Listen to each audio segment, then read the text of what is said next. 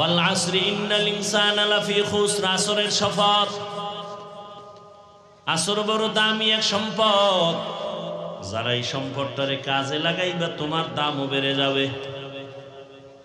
কেমন দামি সম্পদ পরে বলি, সময় থাকলে। সামনে আল্লাহ কি বলতে চান সেটা শুনি। আল্লাহ বলেন ইন্নাল ইনসানা লাফি খুসর, নিশ্চিত সমস্ত মানুষগুলো জাহান্নামে যাবে।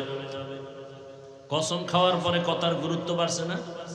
কিন্তু এরপরে আবার কয় ইন্না, নিশ্চয়ই। আবার কয় লাফি, লামতাকিদ, আরো নিশ্চিত। সব মানুষ জাহান্নামে যাবে, জাহান্নামে যাবে, জাহান্নামে যাবে, সব। আলিফ লাম ইস্তেগরা কি, দুনিয়ার সব মানুষ জাহান্নামী।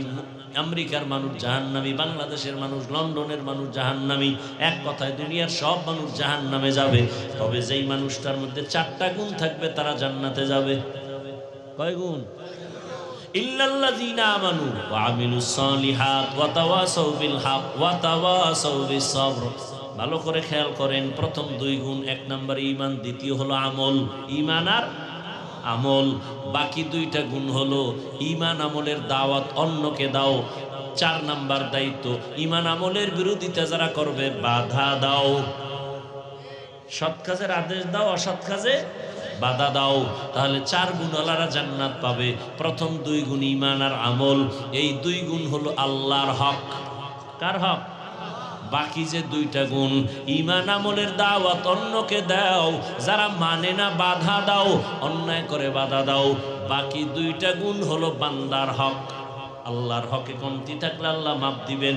বান্দার হক যদি নষ্ট করো, বান্দা ক্ষমা না দিলে আল্লাহ ক্ষমা দিবেন না।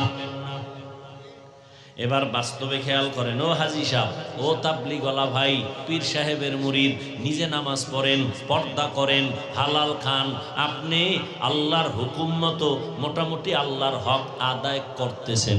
কিন্তু আপনার উপর আরো 2টা হক আছে বান্দার। এই যে নামাজ রোজার দাওয়াত অন্যরে দেওয়া লাগবে, যারা নামাজ রোজার বিরুদ্ধে চলে তাদের বাধা দেওয়া লাগবে। ওই 2টা গুণ আপনি আদায় করছেননি।